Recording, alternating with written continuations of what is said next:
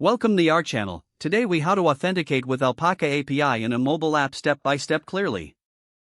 To authenticate with the Alpaca API in your mobile app, start by creating an Alpaca account if you haven't already. Once your account is set up, log in to your Alpaca dashboard. Navigate to the API section in the dashboard. Generate your API key and secret key from this section. Store these keys securely, as you will use them for authentication. In your mobile app project, open the file where you will manage API requests. Add necessary dependencies for making network requests, such as retrofit or Axios. Create a configuration class to store your API URL and keys. Define your auth service interface within this configuration class. Specify the authentication endpoint for the Alpaca API in your auth service. Create a model class to handle the authentication response from the API. In your app's login or authentication screen, establish a method to call the auth service. Pass your API key and secret key to this method. Handle the API response to check if authentication is successful. If successful, save the authentication token securely in your app. If unsuccessful, display an error message to the user.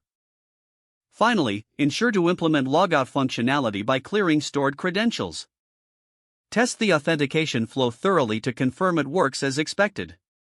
Your mobile app should now be set to authenticate users with the Alpaca API efficiently. If the page does not load, refresh the browser or try again in a private or incognito window. Make sure you are using the correct email address, then retype it carefully to avoid small typos. If your password is not accepted, use the reset option and create a new strong password you can remember. Check your spam folder for verification or security emails, then complete any requested confirmation steps. Enable two-factor authentication if available to improve account security and reduce unauthorized access risk. After signing in, review your profile details so your contact information and settings are accurate and current. If you see an error message, note it down and try again after restarting your device and internet connection. Log out when you finish, especially on shared devices, to keep your account and payment information secure. If the page does not load, refresh the browser or try again in a private or incognito window.